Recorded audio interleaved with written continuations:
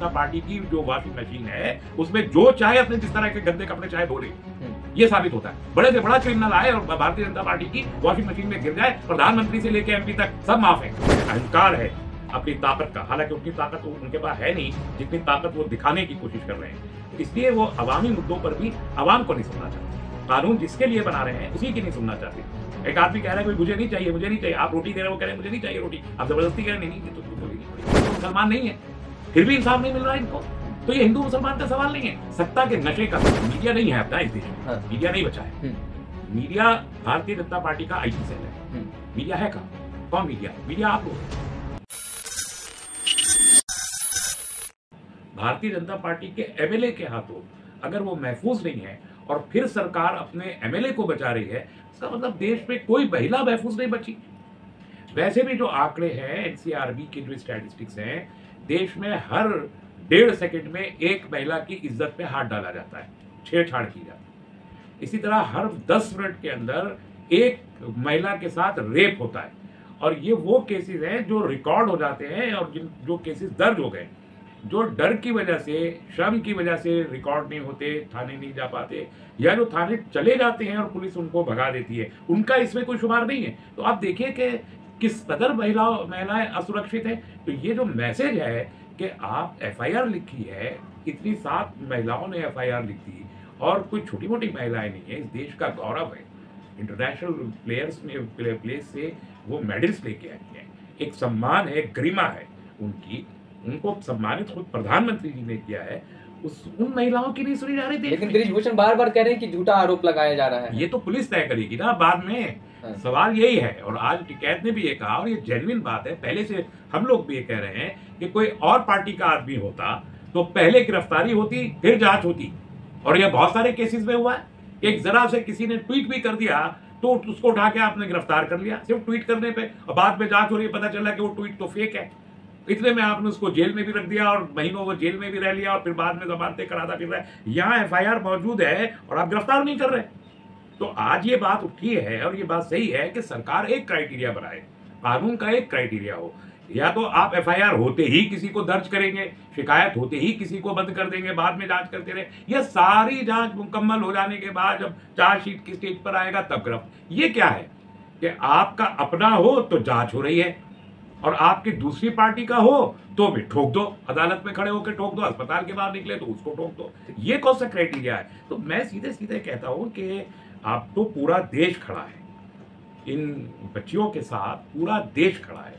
खाप पंचायतें भी खड़ी हैं, पॉलिटिकल पार्टीज भी खड़ी हैं, अवाम भी खड़े हैं। अभी तो आज जितने इंटरनेशनल क्रिकेट के प्लेयर्स हैं वो सब भी आके खड़े। जब पूरा देश खड़ा है तो बचा कौन रहा है? देश का जो प्रधान सेवक है वो बचा रहे।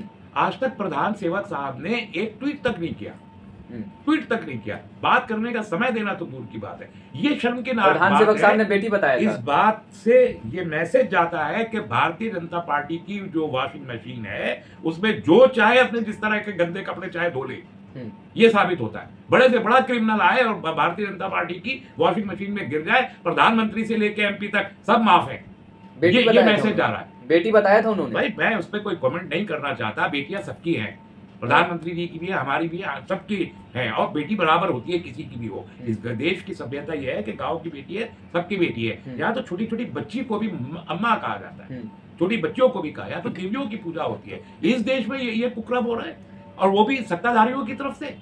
महिला सांसदों को भी लिखा गया था पत्र, लेकिन महिला सांसद भी, मंत्री सांसद तो सांसद साहिबान क्या मंत्री साहिबान भी, स्मृति ईरानी जी कोई जवाब देने को तैयार नहीं। उनके पास उनके ट्विटर हैंडल पर अगर उनकी तस्वीरें आ जाती हैं वो तस्वीरें हटा देती हैं। उनको दूसरी एक मंत्रालय मोहतरमा है जो नई दिल्ली से है, मीनाक्षी, वो दौड़ते दौड़ते कहती है कानून अपना काम कर रहा है। तो ये कौन सा कैसा कानून है जो काम किए ही चला जा रहा है और कोई एक्शन नहीं ले रहा, जस्ट बिकॉज के आप वो सत्ताधारी पार्टी के मेंबर पार्लियामेंट है।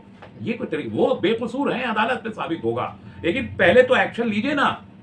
भाई रेप का या मोलेस्टेशन का कानून ये है कि जब और जैसे ही कंप्लेंट हो कल्प्रिट को पकड़ा जाए, खास तौर पर। और तो पॉस्को के कानून को तो पहले पकड़ा, बाद में जांच होगी, बाद में पता चलेगा कि कोर्ट डिसाइड करेगा कि क्या है प्रक्रिया, ये है कानून की। क्या लग रहा है अब होगी कार्रवाई, चूंकि जब महापंचायत में फैसला वो 9 तारीख तक इंतजार करेंगे? देखिए, सरकार अवामी दबाव से बड़ा कोई दबाव डेमोक्रेसी में नहीं होता।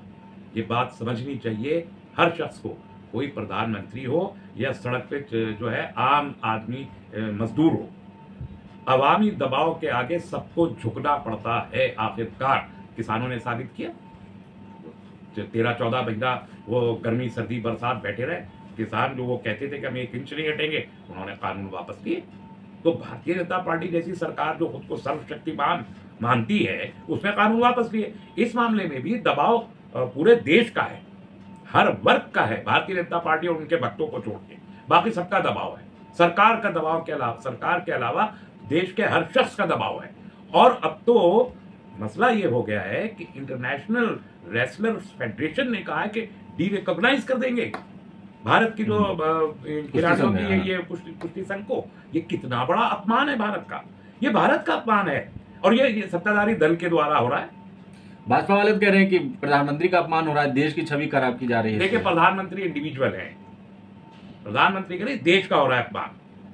देश सबसे बड़ा, प्रधानमंत्री से भी बड़ा देश। पहलवान अपमान कर रहे हैं, इन पर आरोप लग रहा है कि छवि खराब कर रहे हैं देश की, जो सड़कों पर जो इंटरनेशनल रेसलर्स फेडरेशन कह रही है, वो किसके कहने पे कर रहे हैं अपमान?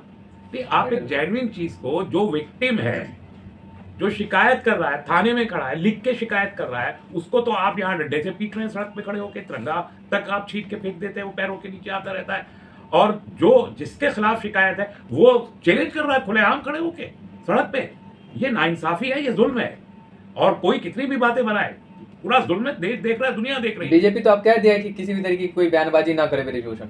ठीक है, देखते हैं ना, आज कहा है ना। हाँ। देर आया दुरुस्त आया, बहुत देर में आग खुली है, और मुझे यकीन है दबाव इतना बड़ा है और पूरे देश की जनता का दबाव है, इसे एक कितनी ताकतवर सरकार हो सस्टेन नहीं कर सकती। 28 तारीख को संसद का उद्घाटन हो रहा था नेता, और उसी दिन दिल्ली में जो पहलवान बेटी है इनको सड़कों पर घसीटा जा रहा था, इसको किस तरह से आप देख रहे हैं? मैंने तो कोट किया ना अभी कि जो उनके दिल पे क्या गुजर रही होगी कि जो रेसलिंग में गोल्ड मेडल ले रही थी, सारी दुनिया के सामने तिरंगा लेके खड़ी हुई थी और तिरंगे का सर ऊंचा कर रही थी, उस वक्त देश के लिए भी फख्र महसूस कर रही होगी, अपने लिए, अपने परिवार, अपने गांव के लिए फख्र महसूस कर रही होंगी। उनका सीना फख्र से चौड़ा हो रहा होगा कि आज हमने देश के लिए इतना बड़ा गौरव प्राप्त किया है। उनको जब सड़क पे घसीट घसीट के पीटा जाएगा, वो भी इंसाफ लेने की खातिर, तो क्या गुजरी होगी। और एक्चुअली ये 28 तारीख की जो ये वाकया हुआ है इनके पुलिस की प्रताड़ना का, उसने पूरे देश को झंझोड़ा है।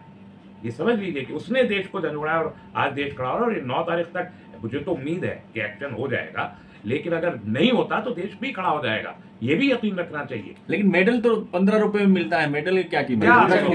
ब्रजभूषण कह रहे हैं कि 15 रुपए का मेडल है, तो उसने कितने खरीद के रखे हुए हैं? देख लेते हैं जाके, काय भेजा था वहां पर, काहे को भेजा था रेसलिंग में और इंटरनेशनल इवेंट में इतने सारे पैसे काहे को सरकार के खर्च के 15 रुपए का मेडल लाके यही दे देते ना। ये हिमाकत, ये चोर की दाढ़ी में तिनका, इसी को कहते हैं।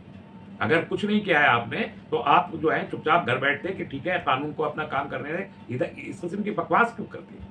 इसी से जाहिर हो रहा है कि आपके अंदर कहीं ना कहीं आपकी कोई रग दबी भी है, आपकी कहीं ना कहीं मुलजिम है इस मामले के। तो ये बदतमीजी है, ये बयानबाजी, ये बदतमीजी। खासतौर पर एक मेंबर पार्लियामेंट जो इतने लंबे से मेंबर पार्लियामेंट है, उसको अपनी जबान की मर्यादा का और रेसलिंग फेडरेशन का वो अध्यक्ष है, उसको मर्यादित रहना चाहिए। रेसलर्स तो अब गंगा में भी मेडल बहाने को मजबूर हो चुके हैं। उस दिन गए तो उनको रोक लिया गया। ठीक है, वो उस वक्त उनको जाहिर है कोई भी शख्स हो डिप्रेशन में तो आते ही जब इंसाफ नहीं मिलता, और इतनी बड़ी पोजीशन पे भाई वो एथलीट्स है, मुल्क में बहुत उनका जो नाम है सारी दुनिया में, इस किस्म के लोगों को इंसाफ नहीं मिलेगा तो उनको एक आम आदमी के मुकाबले में ज्यादा बड़ा डिप्रेशन होगा। ये समझना चाहिए। जो हमारे खेल मंत्री साहब फरमा रहे थे और दूसरे जो हमारे सत्तारूढ़ दल के लोग अपने सत्ता के नशे में चूर कह रहे थे कि ये देश का अपमान कर दिया और गलत किया, वो खुद कभी खुदा ना करे, हम तो उनके लिए भी दुआ करते हैं, वो कभी इस डिप्रेशन में ना आए, लेकिन जब आएंगे तो उनको पता चलेगा कि उस डिप्रेशन में आदमी क्या हरकतें करता है।